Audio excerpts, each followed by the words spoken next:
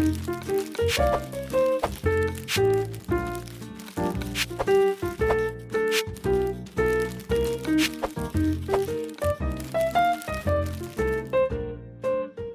it's Nikki, and welcome back to Live a Little, your cozy corner of the internet where we discuss all of the in-between parts of life, the messy, honest, and unfiltered, where you may not always have that person to talk to about them, but here we do it all judgment-free.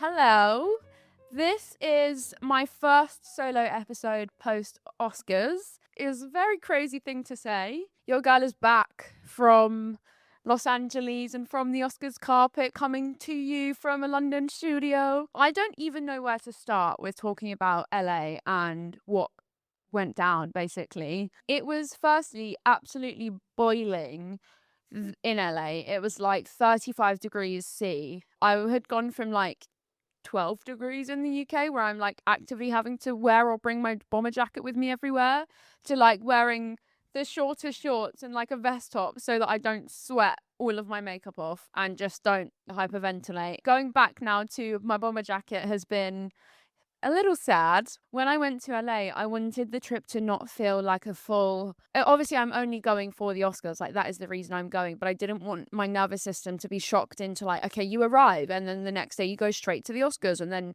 you leave. Like, I wanted to build it out a little bit more to take less pressure off me and make the trip. Because it's such a long flight, especially for me with my medical condition. It is such a long flight. You kind of want to make it feel more valuable and worth it, whether it's work-wise or just, like, you having a bit more free time to do stuff and explore.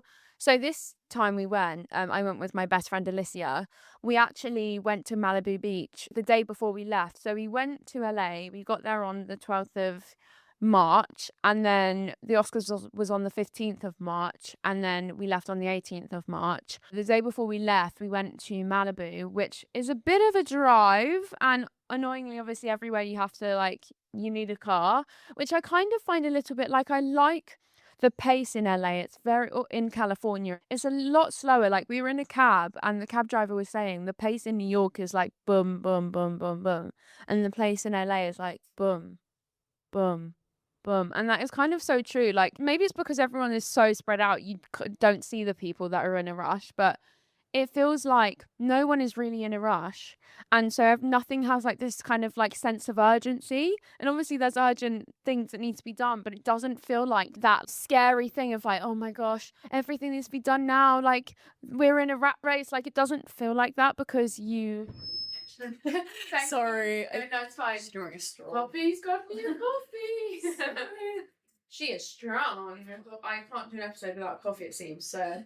got a coffee delivered to me. Yeah, it just doesn't feel so. I think maybe because the weather's nice and they're by a beach. There's something about being not by a beach. They're not by a beach. It's, you know, it's still like 50 minutes from West Hollywood, Malibu Beach. But there's like multiple beaches that are like 45 to an hour away or an hour and a half away that you can reach. So I think by being near a beach, I find like even when I visit seaside towns, it's like because you're not in the city environment, everyone just seems calmer. But I do have a soft spot for New York, I do. And maybe that's because I've lived in London like my whole life. So though I'm not in the city centre of London, I still do have the greenery around me and like a proper neighbourhood with like houses, not high rises so much. I appreciate that like slower pace of life a lot mentally that they have there. But it was really nice to go to Malibu and see something different because we were staying in West Hollywood, which is good in terms of like an area to stay in. If you're in Los Angeles, it's a good area. It's as well connected as I think you could probably get. I think after a couple of days of like, okay, we've gone to the Grove, which is like an outdoors mall, and like we've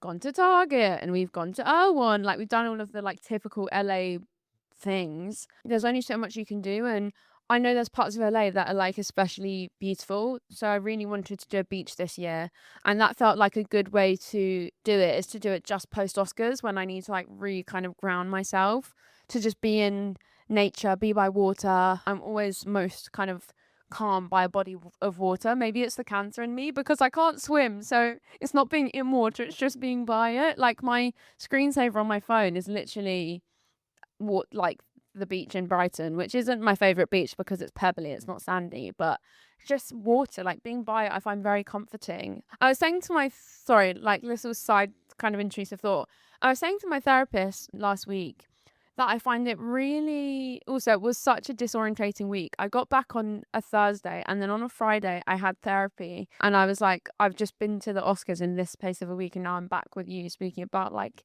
my dark thoughts and stuff, and I've just been on the Oscars carpet in like less than a week before. Very disorientating. I'm still beating the jet lag, honestly. Like, I feel like I don't know, like I've taken like a sleeping tablet. I just constantly feel a bit like a zombie at the moment, and like I'm either sleeping too much or too little. Jet lag is the worst. But anyway, I was saying to my therapist that there's something really like calming about nature. Obviously there is, like, that is common sense, but there's something about the fact that like nature is there before you and after you is kind of the one consistent thing. Obviously it changes and ebbs and flows, I know that, but like in a baseline way, it's kind of like one of the few consistent things in life is like you can go outside and see the trees, or you can go for a walk in nature. There's something about just kind of being in something that feels like a consistent thing in your life and that has life is really special and healing. Now the weather is getting a little bit better. It's not coats and woolly jumpers so much. It's like coats and t-shirts. Now it's that weather in the UK at least. I'm really looking forward to actively trying to spend more time in nature. I think like the weather in LA really made me miss having sun and having like a bit more of like a want to go out because the weather's nice.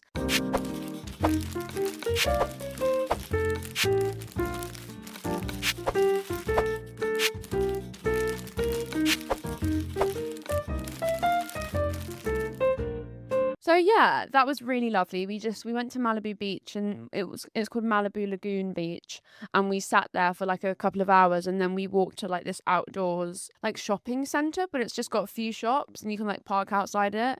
And we went in a few shops and then got ice cream, and then oh my god, the drive home was so long. We shouldn't have left Malibu at rush hour. It took drive back to the hotel was so long. It took us an hour and a half to get back from Malibu to West Hollywood. It was not a good idea, but I think we wanted to make a day of it, so we got there at like 12 midday and then left around 4. Got back or 4:30 and got back at 6. So long day, but I'm so glad we did it. It kind of rounded off our trip and made it feel a bit more like full of stuff that wasn't just Oscars. But obviously, let's talk about the main girl, which is the Oscars. I don't even know how to like get into this topic. I don't even know where to start, to be honest. So it all started one Sunday. I have to say, the night before the Oscars, I could not sleep. Like, I was so anxious. I wish I had like someone filming me because I was anxious beyond belief. I just had every negative imposter syndrome, anxiety inducing thought in my head that I possibly could. And I wasn't being very like good to myself. I was kind of being my worst enemy and making myself just even more anxious and just spiraling. So I fell asleep, I think, at like 4 a.m. and then woke up at like 7:30 because me and Alicia wanted to like get ahead of doing some filming for social media stuff, like transitions and stuff. We just wanted to get them all sorted and filmed before Kate and Andrew, who do my hair and makeup often, and were doing my hair and makeup for the Oscars, came. So it was just done and dusted and not something to worry about as things got a bit more high paced and high stress and crowded in the room. So we did that. I barely ate the whole day, which isn't good. But when I'm anxious, it's like my body literally shuts down on me. It's like it just tenses and won't let anything in. Like the only thing that I can drink is like water. That's it. Because I wouldn't even say I really drink coffee because I'm like, coffee exacerbates every anxious thought or feeling times 100. So I'll have like a sip of a coffee, but I'm not rushing to finish it because then I literally would have a full on breakdown. But I practically was having like a nervy bee like the whole day. So it was really nice actually, that time, like that kind of calm before the storm of like, we spent 2.5, 3 hours getting me ready, doing my hair and makeup at like a really chilled pace. And then it was kind of things amped up, and then it was go time, put on my outfit, to take some photos, do all of that pre-Oscar stuff. I don't know why thinking about it's giving me anxiety. It's done now. But I think it's like anxiety, like from what I felt in that situation. I honestly kind of blacked out. Like I do this every time my nervous system is like, I can't handle the pressure of it, I'm gone. Like I just black out of the situation. So honestly, from the moment I got in the car to go to the Oscars red like carpet to the moment I got in the theatre to then watch the Oscar ceremony, blacked out. Like I don't remember really any of the carpet at all. It's like someone took over my body, like some doppelganger took over my body, and I didn't do any of that. And it was so hot that day, so I was like sweating off my makeup. But we got in the car, and it was me, my stylist Eloise, and the photographer, so she could take some photos of me when I got there on the carpet. And Ben, my manager, who was my +1. I was just in the car, like literally like this. Guys, I'm gonna have a panic attack. And then Eloise was like holding my hand, and she was like, "You're fine, you're okay." In her like French accent, being like, "You're okay, baby, you're gonna be fine." And I was like, "I don't think I am, I can't do this, what am I doing?" Like really spiraling. And also I couldn't like breathe properly in the dress, because I was kind of sat like that, like Dua Lipa, you know, in that dress when she's kind of like trying to sit on her chair. That's how I felt in the car. But we got there really quickly actually. And then when you go to the Oscars, they give you time slots to get on the carpet, and you're kind of staggered, which is a very good way to do it. And obviously, like, the most important kind of like the nominees arrive latest on the carpet.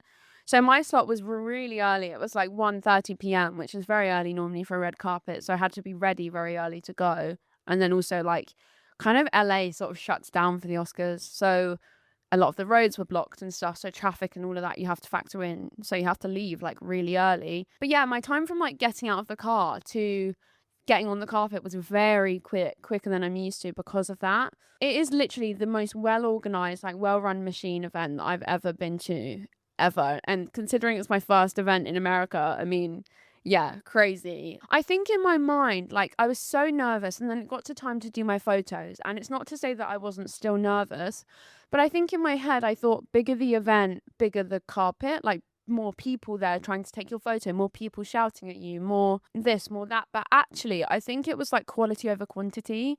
And the carpet was very like offensive in that it wasn't as scary as I thought, and everyone was friendly and everyone was kind and everyone was accommodating. And so got the photos over and done with, ate the photos. I have to say, I never say like I did well and stuff, but I did really well with the photos. I'm really happy with how it went. I think in terms of all of the like the glam bot, the photos, all of that kind of stuff, it couldn't have actually gone better, which I'm so happy for myself, to look away from that experience and be like, it's better than I could have pictured. I'm so relieved about it and happy for myself that I got that win. So you do your photos when you walk on, and then you kind of walk round a corner, and then you have like the main carpet after that where like your press interviews are. And there's also basically fans or people they invite behind barricades, these like Oscars barricades, and like they cheer when you walk in. So I was so taken aback. I walked onto the next main carpet with all of that stuff on it. It's got the glam bot on it as well. People just started really cheering for me, and I didn't know what to do with myself. I like was kind of like cringing into myself and like didn't know how to react. But it was so sweet. There's a photo that if you're watching on video, I'll put it up. It's like a photo with me in one of the like sides of the barricades with all of the like kids and adults that were standing there, and it was really sweet. Everyone was so lovely, which I didn't expect that they wouldn't be, but like they were especially lovely. So that was really cool. The carpet was boiling. It was so hot in there. Everyone was kind of dying and just trying not to like sweat off their makeup or have like sweat patches on their clothes. But I was like, okay, the hard part's over now, kind of. But then I had my interview with Amelia, who has Chicken Shop Date and does the interviews for the Oscars on the carpet. And I'd never actually met her in person. Always been a fan of like what she does. I was like, I need to make these few minutes count. I was just like, oh, okay, just be yourself, Nikki. Try not to be too in your head and just, yeah, be yourself. Because I think when you're doing stuff like that, you can just try and like make yourself palatable and like dull yourself and be as kind of PR friendly as possible. And I was like, just be yourself. And I think that went really well as well. She was saying like, we've come a long way from the Tube and now we're at the Oscars, and that is very true. I was like, I was once on the Piccadilly line and now I'm here. That went really well, was happy with that. And then while I was on the carpet, I was on my way to the Gambot. McKenna Grace, who is a actress, like a young actress in America, I wouldn't even say up and coming because she's already like up. She's, you know, just getting bigger and bigger. She's in the next Hunger Games film that's coming out, and like Five Nights at Freddy's, and loads of films, like she did a film with Chris Evans. She's in a bunch of different films. She came up to me and was like, hi, I just want to say like, I love your videos. And I was like, oh my God, trying not to like, it wasn't even like a fangirling.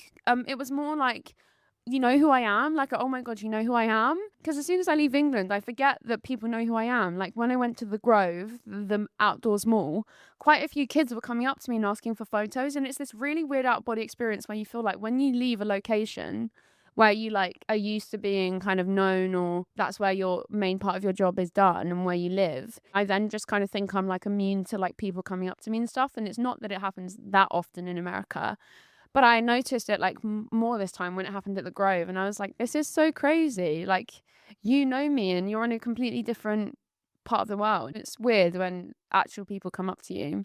She came up to me and was like, I love your videos. And I was like, oh my goodness, thank you so much. She looked like a Disney princess, which she did. She had the most beautiful pink dress on. She looked like Sleeping Beauty. She was so sweet, so friendly. And then I was just like, and I'm one of Oscar's guests, like the Oscar's guests, like you're one of the Oscar's guests.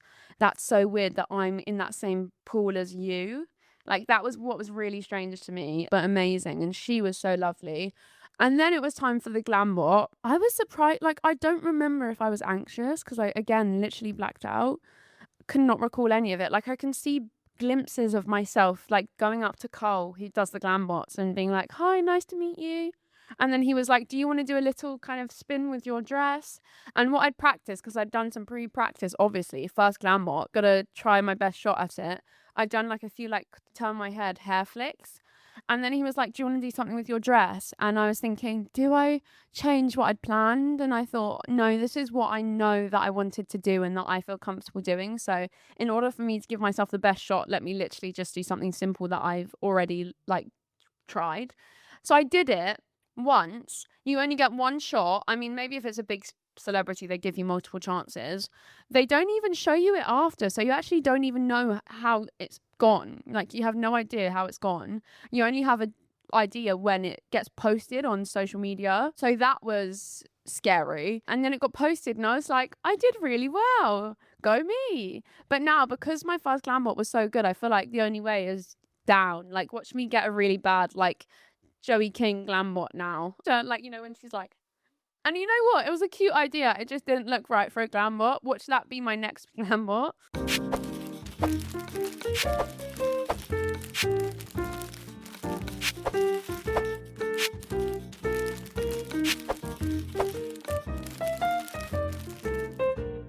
So then it was time to walk in. Our seats were incredible. My manager went last year with someone else and he said their seats were not that good. Like, we were literally 2 steps up from the ground floor where all of the nominees are, like the Timothy Chalamets, the Kylie Jenners, the Jessie Buckleys, the Paul Mescals. Like, they are all on that floor. Leonardo DiCaprio. Like, I was in, like, no, I'm not going to say touching distance because I actually wasn't in touching distance of any of them, but like, I was not far at all. Like, I could, without my glasses, which I'm short-sighted, mind you, cannot see shit without my glasses on. Don't wear them enough because I hate the glasses marks they leave when you're wearing makeup, and can't wear contact lenses. But anyway, my mind's going 100 miles an hour today because I'm like so jet lagged and I've had 2 coffees and I just don't feel very like I don't feel like I'm literally on this planet right now. But yeah, like, I was not far from them at all. Like, I could see them clearly without my glasses on, which is saying something. But it was amazing. It's a very long day. You sit down and like it at 3:30. It starts at 4 p.m. live.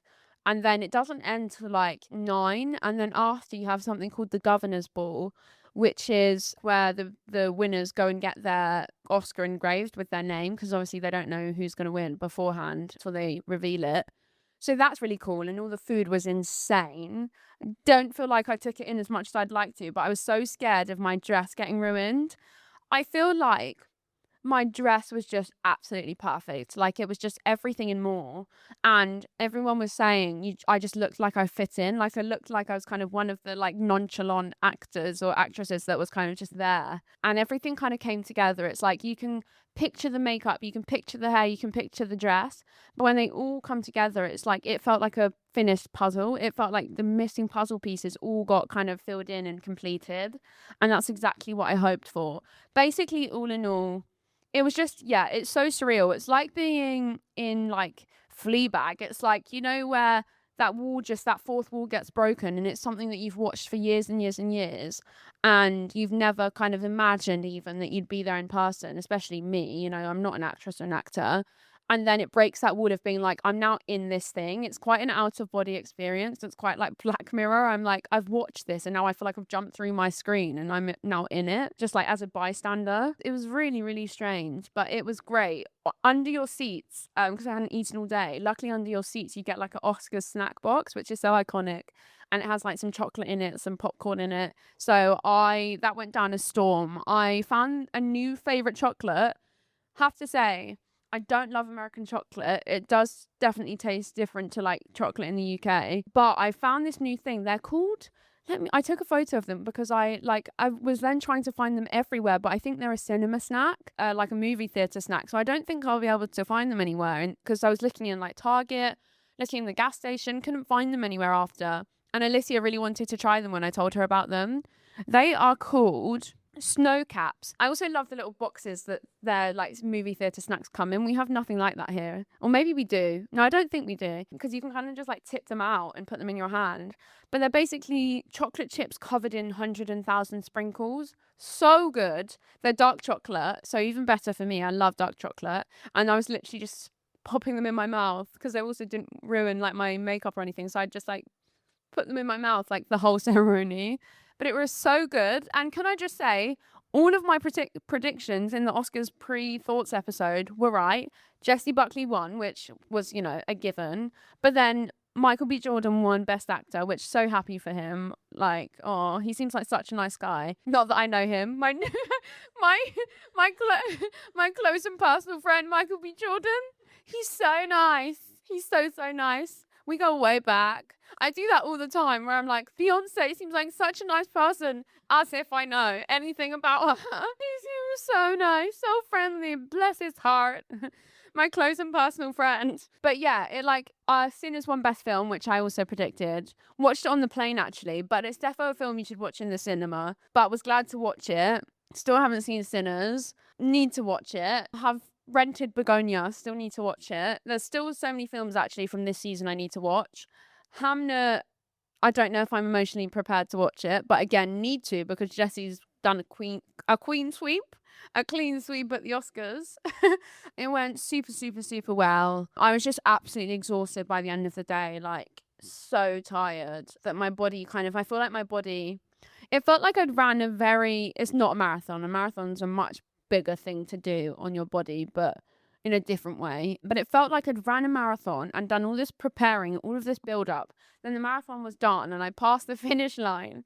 And it was like my body was just like, ugh. Like it just kind of like my nervous system and my like everything, adrenaline and everything kind of just like collapsed all at once and all took a deep breath out.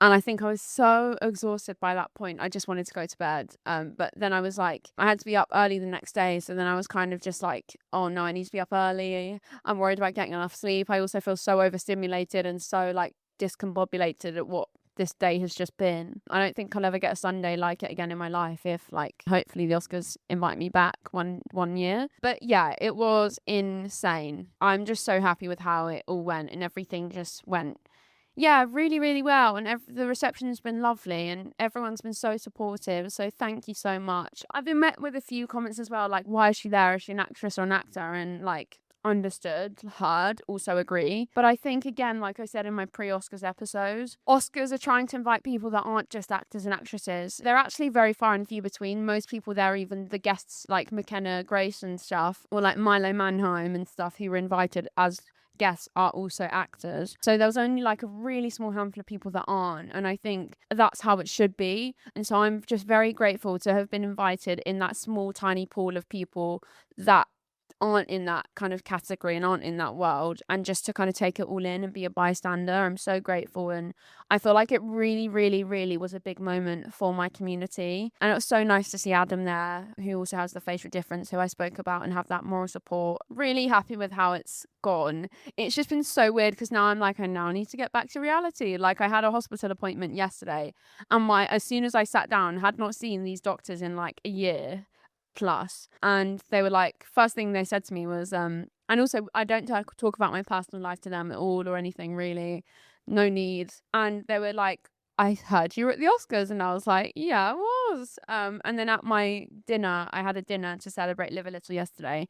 They were all like, tell us about the Oscars, tell us about the Oscars. So it's kind of, yeah, it's been nice to like be able to tell people about something and not be like, oh, it was stressful, but in no ways except for just the stresses of doing something new and scary and exciting, like no other stresses or things that went wrong that made me stressed. So it was perfect. And like, it's not just me, it's so many people that make that machine move and make everything go to plan. So very grateful. And yeah, I still feel like I've not fully pinched myself and taken it in yet. Maybe that's for the best. I'll just live in Delulu La La Land a little bit longer. Just wanted to give you a little kind of rundown of like how LA went. I know this episode won't be out for a couple of weeks, but it's kind of nice to reflect on. And it's actually what was really full circle is watching back my podcast episode pre-Oscars that I filmed, post-Oscars, where I'm like, I'm worried about my glam bot. I just hope it goes well. And I'm like, I've answered all of these questions and all of the answers are positive. And like, that was so nice. And it was just such a win that I got there for me, let alone that it went well. It was really special.